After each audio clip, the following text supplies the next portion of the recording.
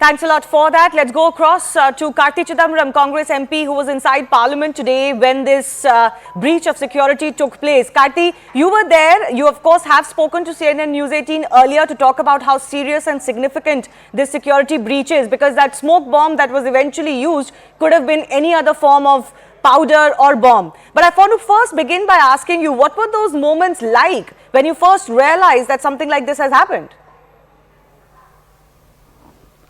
Initially, my reaction, I thought, was that somebody had fallen down from the visitors gallery. I thought an over-enthusiastic visitor had tipped over the railings and fallen down. That was my first reaction. As I was slated to speak, maybe one or two speakers later in the 0 hour, I was reviewing my notes and I heard a thud. And my reaction was that somebody had fallen down from the visitors gallery. But when he stood up and started jumping across the seats toward and running towards the speaker's chair. Mr. Rajendra Agarwal was in the speaker's chair. I realized that it was something much more than that, and I, along with many others, rushed towards him. By the time we reached him, he was overpowered by members in that area where he had jumped. But then he had pulled out a canister and emanated a yellow fume. And as he was doing that, another chap jumped down from the visitors gallery, and he did the same.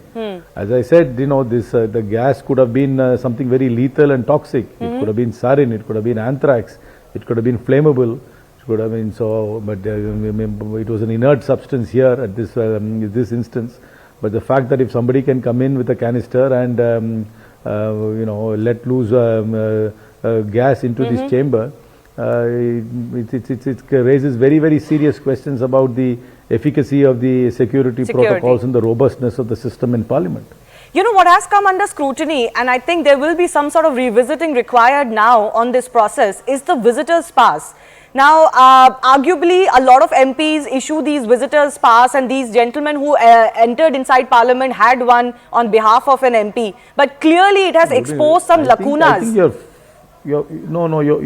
you're focusing on the wrong aspect. You see, Parliament is the people's house. The citizens of this country have contributed in building this Parliament, and they have a right, and visitors must be allowed to come into Parliament. I wasn't going to say that they shouldn't be allowed. I was just going to say that some lacuna has been found in how this process works, possibly. No, the lacuna is the lacuna is in the security protocol of checking them and frisking them and having these scanners. This government always touts that they have imported some great technology to do scanners. They have face recognition software. They have all kinds of body scanners. What kind of scanner do they have in the Parliament? That's the question which must be asked. No, not just the technology that they have, but is it always used, or are corners being cut when it comes to the screening of visitors? That's the question that arises today.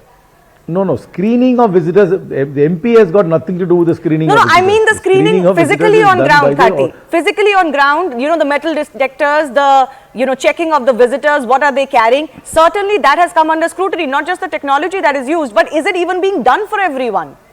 That is the elephant in the room. That is the elephant. The elephant in the room is the physical screening and the technology deployed to physically screen people. I agree. MPs must also now be much more cautious in issuing visitor passes. They must make sure that they verify before they sign off on visitor passes. But that being aside, the real elephant in the room is the physical security of the building and the premises, and the alacrity and the robustness and the response time of the security staff. The response time was very, very sloppy. I mean, the response was very slow, and that's where we need to really be focusing on. I understand the fact of, let's not blame the entry pass as the culprit in this whole thing. That could be a factor. Maybe they could have exercised much more diligence in it, but the physical verification has to be done by the security staff, which is really Delhi Police, CRPF, etc.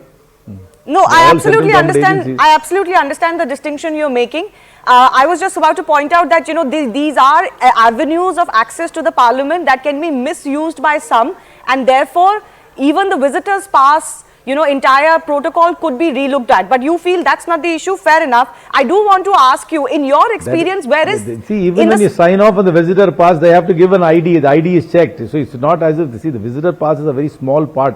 The visitor pass, after the visitor pass, you still go through physical Yes, security absolutely. barriers, and that is where which have technology and are manned by Delhi police and CRPF. That is where the problem is.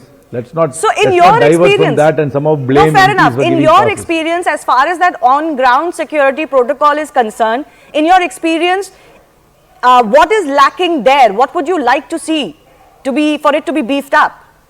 I am not a security expert. I am not a security expert. I am sure there are people who know. But obviously, the scanners are not working. If somebody was suggesting these were plastic canisters, which means these scanners are not detecting plastic items brought in. If they are not detecting plastic canisters, you won't be able to detect plastic bombs. And if you can recollect, the Unabomber had a plastic bomb in his shoe. So that means that the technology they are deploying is not good enough, is not cutting edge. And so that again pokes holes in this government's claims of being very strong on security and strong in investing in technology. Okay, on the issue of the pass, which you are saying is not really the main focus here, it should not be, it should be the on-ground security protocols and how best they are deployed. I do want to say that your India Alliance partner, the TMC, has kind of equated this, that the fact that the pass was given by a BJP MP, Mr. Pratap, they have equated that to the Maua Moitra episode, suggesting that if Maua Moitra can be expelled for, bringing national security into doubt, then similar action should be taken. Do you agree with that? No, I think that MP must definitely be asked about how he went about giving the pass to this particular person. But I know the practical ground realities and how passes work. I mean, sometimes you sign off passes even for other MPs or other people who come and who might not necessarily be from your constituency. You sign it off. So maybe then there should be a protocol saying that if you are signing off passes, it must be only for people from your own constituency. See, these are things which we can start strengthening it. But I said the elephant in the room is the physical and the technology deployed for security rather than more the pass. Yes, we can have certain protocols, but to somehow divert this whole thing onto the MP, I mean, in this instance, it's a BJP MP, and I still do not want to politic on that. And if it had been an MP from another political party, I know the predictable response from the BJP would have been, but I don't want to go down that path.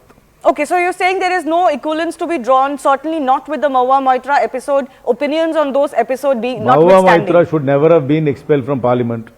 Maua Moitra should have never been expelled from Parliament. I mean, I have waxed eloquent enough about it. The committee's findings were completely erroneous. It is unfortunate that the House relied on an erroneous report to expel her. Okay. So she should have never been expelled. So, I mean, leaving that aside, I don't want to put Pratap Simha under the bus, even though I might disagree with his politics. I don't wish to put him under the bus in this instance because I know practically how members sign off visitor passes. I do want to ask, you were talking about how a lot of these parliamentarians rushed towards this intruder when they realized what was happening. In fact, a few of them caught him, maybe even gave him a few slaps, as we can see. That response from the parliamentarians itself is noteworthy, not really worried or scared, but actually they were the first line of defense today. No, I think we all rushed in without understanding what it could have been. Even I rushed towards that spot where there was a big plume of gas.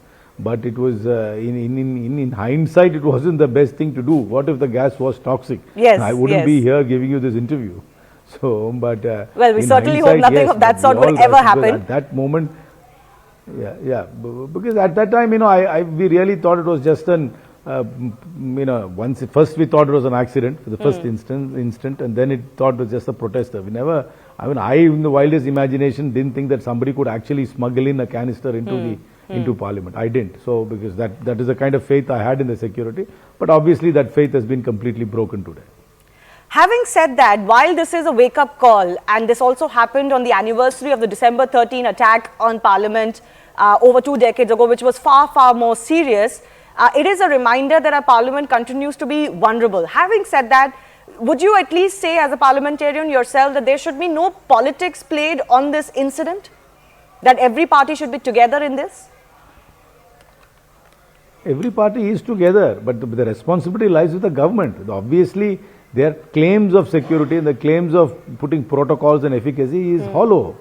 I mean, there is apparently, I don't know for a fact, they say there are X number of parliamentary security staff sanctioned, but only so many are there. So I really don't know all that. It's really up to the government. The government can't brush this aside as a, you can't equate this with some sort of a black flag protest which happens normally when a politician is traveling elsewhere. This is a very, very serious issue. And if this gas had been toxic, the gas had been anthrax, sarin or flammable, the consequences here would be very, very fatal and tragic. Yes. I think, we have to just count our lucky stars that this did not go that path. And nobody is playing politics here. We are calling things as it stands. Where is the politics? In fact, I am doing exactly the opposite. I am not putting Mr. Pratap Simha under the bus, which should have been, I am absolutely certain had this pass been signed off, say, for example, by me, do you really think the BJP would have been charitable? And if it had been signed off by say a Muslim MP, I know including many television channels would have evoked every Middle Eastern terrorist organization as part of this. So I know the predictable reaction of the BJP, but I don't want to go on that path. I don't want to put Mr. Pratap Simha under the bus without knowing the full facts. I know how people sign off MP visitors passes. The real problem is the physical security and the technology deployed to screen people. Right. I leave it at that. I do appreciate for your time, Karti Chidambaram. Certainly a wake-up call as far as the security protocol in Parliament is concerned. On that note, we slip into a very short break. News updates will continue in just a bit.